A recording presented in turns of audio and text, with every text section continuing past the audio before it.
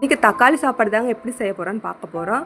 அதுக்கு 4 பெரிய வெங்காயத்தை எடுத்து ஸ்லைஸ் பண்ணி வச்சுருக்கேன், 6 பெரிய தக்காளி எடுத்து ஸ்லைஸ் பண்ணி வச்சுருக்கேன், ஒரு கைப்பிடி அளவு புதினா தழை எடுத்து வச்சுருக்கேன், ஒரு பெரிய டம்ளரில் 1 டம்ளர் அரிசி எடுத்து ஊற வச்சுருக்கேன், இஞ்சி பூண்டு வந்து தட்டி வச்சுருக்கேன், ரெட் சில்லி பவுட்ரு 1 ஸ்பூன் எடுத்து வச்சுருக்கேன், பட்டை வகைகள் எடுத்து வச்சுருக்கேன், கரம் மசாலா ஒரு 1/2 ஸ்பூன், மல்லித்தூள் 2 ஸ்பூன் எடுத்துட்டுங்க.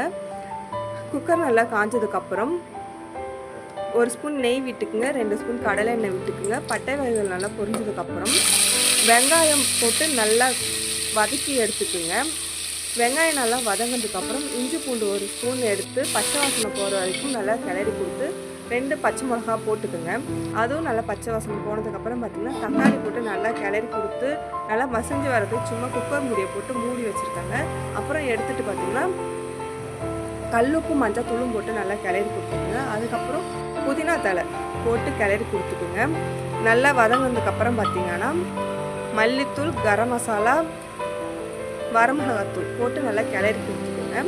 அது நல்லா கிளறினதுக்கப்புறம் தயிர் 1 ஸ்பூன் போட்டு நல்லா கிளறி கொடுத்துக்குங்க. கிளறி கொடுத்துக்கலாம் அரிசி போட்டு நல்லா கிளறி கொடுத்து 1 டம்ளர் அரிசிக்கு 3 டம்ளர் தண்ணி வச்சுருக்கேங்க. நல்லா கொதி வந்ததுக்கப்புறம் பார்த்திங்கன்னா மல்லித்தழை போட்டு விசில் போட்டுருங்க ஃப்ரெண்ட்ஸ். 3 விசில் வந்துடுச்சுன்னா தக்காளி சாப்பாடு ரெடி ஆகிடும். இந்த